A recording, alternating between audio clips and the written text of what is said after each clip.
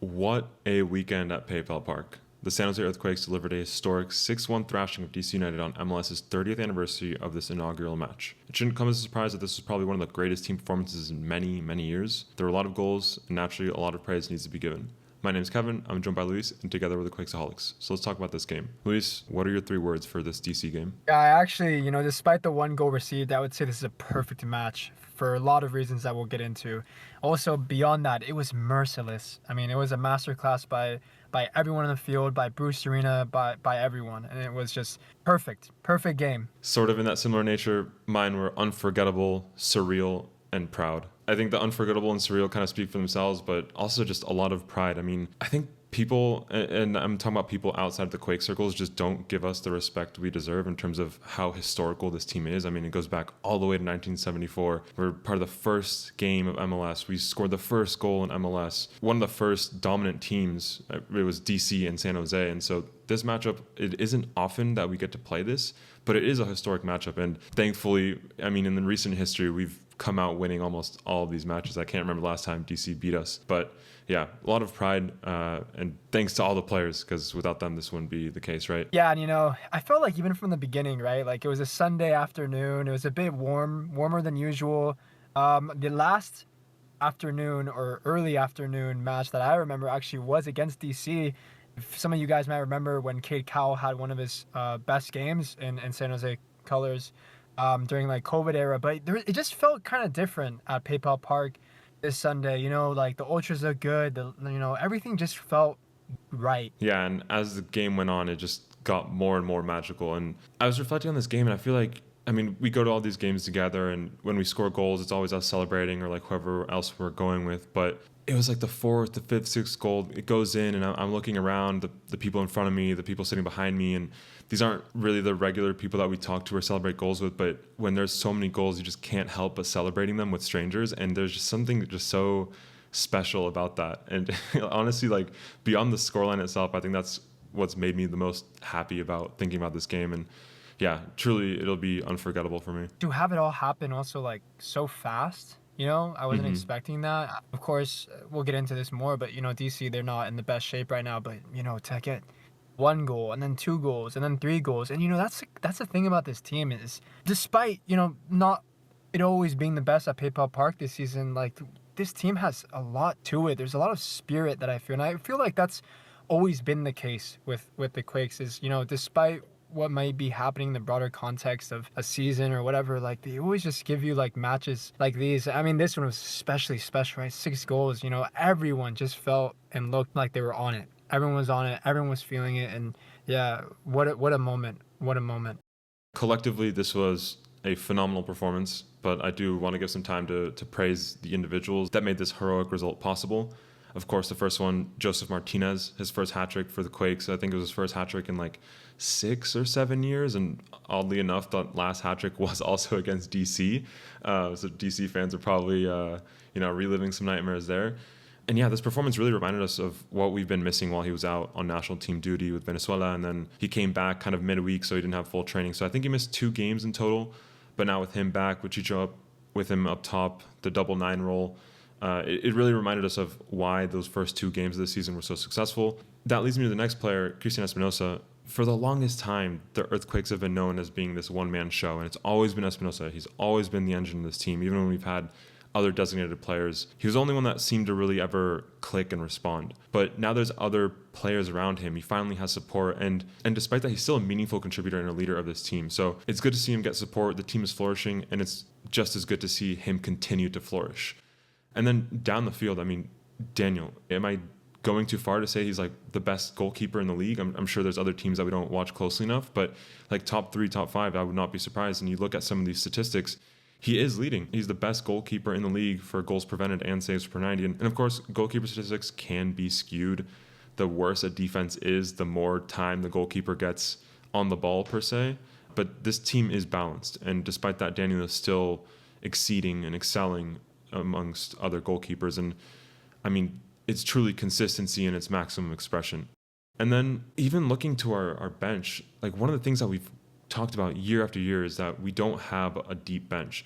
And we saw Nico come in today. He was given his first opportunity in a start, and he took full advantage of it. And Nico is someone that I will own it that I have criticized Nico here before and going back to last season, and I was not convinced that Nico should be a starter for this team. I don't know if I'm fully convinced. Like once R9 comes back, I think there's still something to be said there. But I mean, you look at this game, this is probably the best game he's played for the Quakes. And if he keeps playing like this, and it's like, yeah, it's not that crazy to think like he could probably be taking this role from Hernan. And I know that sounds crazy. Maybe that's just the 6-1 hangover from the next day that's talking, but like I think Nico's stock is up, and I think that's good because they're fans that have had their doubts, and I think this kind of proves them wrong. Speaking of proving fans wrong, Pellegrino, he comes off the bench, and he's another player that I think is very polarizing amongst Quakes fans. And this season, it feels like he hasn't performed to that level that we expect, especially given the money. Like every time he plays a bad game, you see comments online talking about how much he's getting paid. He comes off the bench, and he basically reopens our goal-scoring floodgates. He gets an assist and a goal in 10 minutes on the field. And of course, game state is a big part of it, but I think this kind of performance to come in off the bench, play well, get the ball into the back of the net, this is the way forward of regaining fan appreciation. And so I'm really happy for him. Yeah, it's interesting, right? Before we've talked about Bruce Arena and his open-mindedness when it comes to where players are going to play on the field. And, Nico, last season there was discussions, is he a 6? Is he an 8? Puts him at the 10. Pellegrino, is he in that left wing position? Is he a striker? But we find him against DC taking up some central positions, obviously, like you mentioned. Brilliant ball between the legs of the defender for Josef Martinez to continue with the goals. And also Oscar Verhoeven, right? A player that we've been used to seeing as a fullback position. Him getting some minutes, combining really well with Espinoza. When those substitutions happened late in the game, that's when you really saw the Quakes pick up again and just wave after wave of attack, whether it be from Espinoza, from Pellegrino, from a ball over the top from Marc-Anthony Kaye as well. It just was all going so well. And every player it felt was getting a touch on the ball did so well.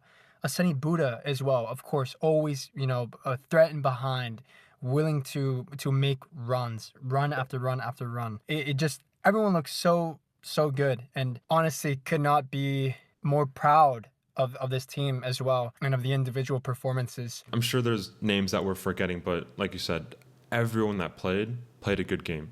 We can't critique anyone on this team, and the 6-1 speaks for itself.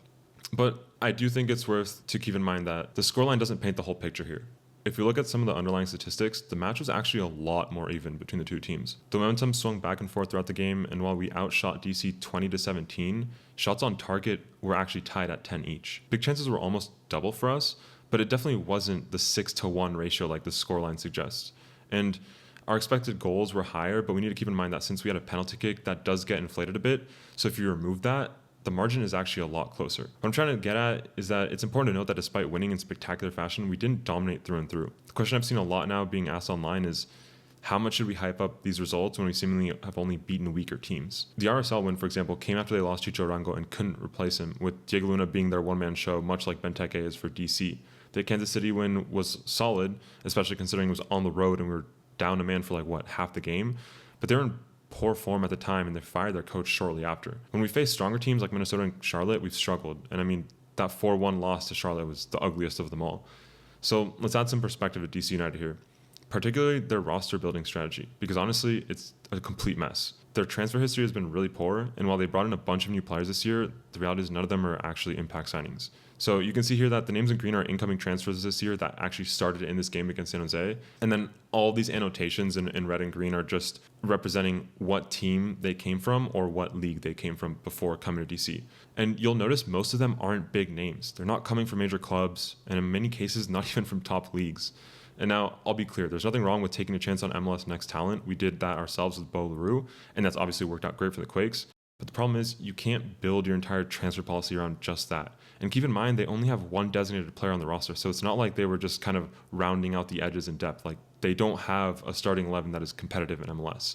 The reality is DC's whole roster is basically just built around Christian Benteke. And while he's a great player, Golden Boot winner last year, there's just no meaningful support around him. Without other designated players to share the load, it becomes way too predictable and way too easy for teams like San Jose to punish them, like we saw in this game. And it really did just boil down to playing 3 center backs to neutralize anything Benteke had to offer. And we have more than enough attacking firepower to overwhelm the names in that back line, with all due respect. So while the wins are nice, we need to keep the context in mind. The true test comes when we face tougher competition like we will on the road at LAFC next weekend. And for what it's worth, I do think we have what it takes to get a result on the road next weekend. We have momentum from these past results. Josef and Chicho being back up top is vital for us. We finally had a game where we could look to the bench to generate more from a game. And the goal contributions are actually well distributed, and we aren't just the Espinoza show anymore. On top of all this, LAFC hasn't really looked like their 2024 version MLS. It seems pretty clear that they're focused on the Champions Cup, and the rotating players in MLS games account for their midweek games. They'll have one of those midweek games at Miami this week, so that's another factor that favors the Quakes. I think ultimately, if there was ever a time to win, it's now. So hopefully we get to see that first win at LAFC in person, because the only other time that's happened was during the closed-door 2020 games. And yeah, it is, it is important to kind of contextualize this result a little bit, at least once, things start settling down, and especially once you start looking into what to expect in the future and in the near future, right? Even against LAFC coming up in 6 days. And yeah, like you said, this team is just revolved around Cristian Benteke. That's the only real threat we saw. And he was even despite that, he was still able to get on the score sheet, right? I remember me and you looking at each other because Bruce Arena was not happy with that cross getting to Benteke with 2 center backs on him. So, and that's kind of to go back to the beginning of this video, and why I said this was somewhat of a perfect result in a way was because, there was that moment right before halftime where, maybe a Quakes team from prior seasons would not be able to close out this victory in such a commanding way as they did, right? So they had a little bit of a test there, and still were able to come out the second half. It started a bit slow, but then, again, just once the floodgates were open, right, they never closed up again. And yeah, I think it'll be interesting to see LAFC, like you said. This really will be a big opportunity. LAFC, of course, is going to be a big matchup that they have against Inter Miami, and they're going to want to play their best players for that game. And, it's going to be a lot on them. So, yeah, I think that this is a team, after what we've seen on Sunday, that can do it, that can go to LA, and a place that's going to be hostile, but a place where they can get a victory for sure. It wouldn't be, I don't think it would be as overwhelming of a victory as it has been against DC, of course, but I think that you're right. If it's not now, then when is it going to be? But yeah, at the end of the day, the only thing that really matters right now is that we won. And we won in commanding fashion. And at least me personally, I'll be smiling every day I wake up from now until the next game, and probably beyond that every time I think about this. So if you made it to this far, thank you so much for listening. We will be going to LAFC game. It's funny, Luis living in San Diego had to drive up for this game. Now I'm going to be driving down just a couple days later, so it'll be nice to see you again in person, and then we'll be here to talk about it after that game. So yeah, thanks for listening. If you have any other thoughts on this game, if you want to celebrate, let us know down in the comments what you're thinking, and yeah, we'll be here reading. Thanks. Catch you next time. Thank you, guys.